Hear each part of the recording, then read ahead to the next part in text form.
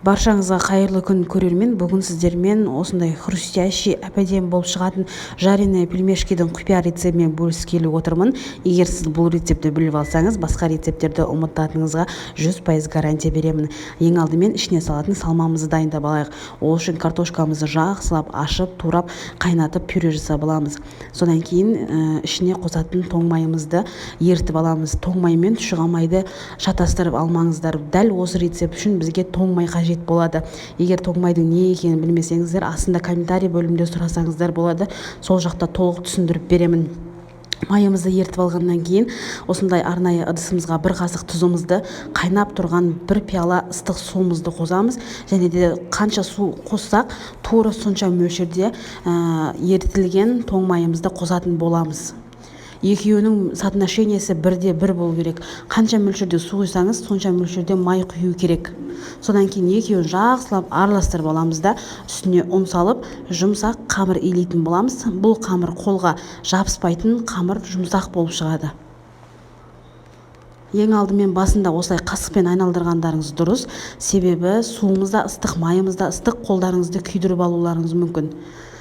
Біраздан кейін уже суда, майда суығаннан кейін қолымыздың көмегімен ұн сала отырып жұмсақ қамыр илейміз.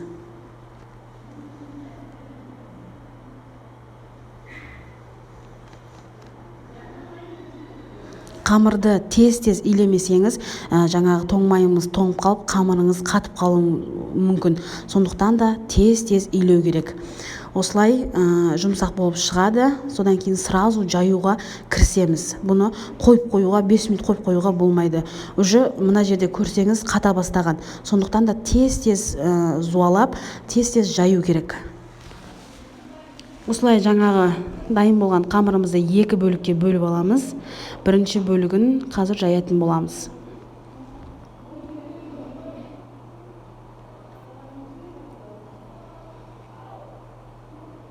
Қамыр өте жұмсақ болады, бірақ жайған кезде жабысып қалады деп қорықпаңыздар. Қамыр мүлде жабыспайды. Оның көлемін азырақ қосасыздар, себебі көп қоссаңыз, ішіндегі тоң майды қатырып, қамырыңыз жайылмай қалуы мүмкін. Негізгі бұл қамыр өте капризный қамыр. Егер жайып осы рецепті үйреніп алатын болсаңыз, тек осы рецептпен жасайтыныңызға мен 100% гарантия беремін. Осылай тез қамырымызды жайып аламыз. Мен тез жаюдың қазір үлгісін көрсетемін сіздерге. Осылай жайсаңыздар, қамыр өте тез жайылады.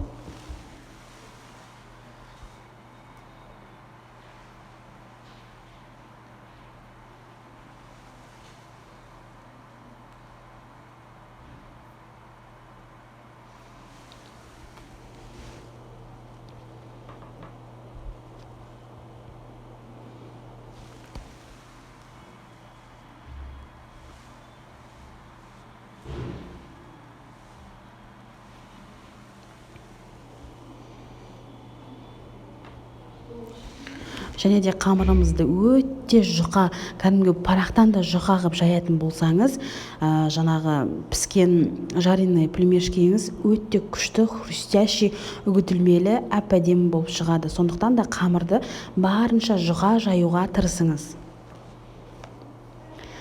Жұқалатып жайып алған қамырымызды мантыге кескендей үлкен бөліктерге бөліп аламыз. Міне байқасаңыздар, кескен қамырларымыздың көлемі менің қолыммен бірдей үлкен қылып жая бересіздер. Және де ішінде салынатын салмаңыз аз мөлшерде болған дұрыс. Егер көп мөлшерде салма қаласаңыз, көп мөлшерде қоссаңыз да болады. Біздің үйдегілер аз мөлшердегін қалағандықтан мен өте аз мөлшерде қосамын. Содан кейін осындай пельмен тәріздес түйіп аламыз. Өте үлкен деп қорықпаңыз, піскен кезде ісініп үлкендігі байқалмай қалады. Сондықтан да үлкен қылып түйіп бергеніңіз дұрыс. Одан кейін түйгенде қаттырақ басыңыз, себебі ол майға түскен кезде ашылып кетуі мүмкін.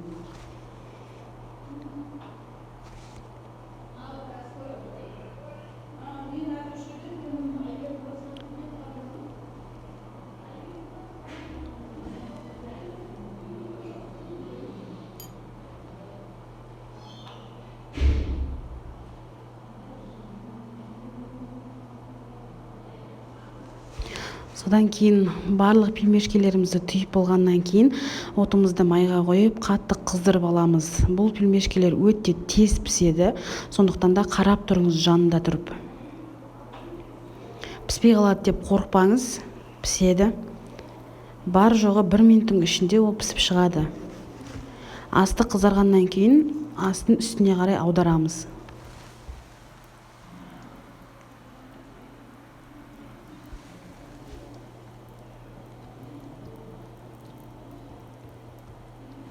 Міне өздеріңіз көріп тұрғандай, өте хрустящий болып шығады. Виді де өте күшті, дәмі вообще сөзсіз өте күшті болып шығады дәмі.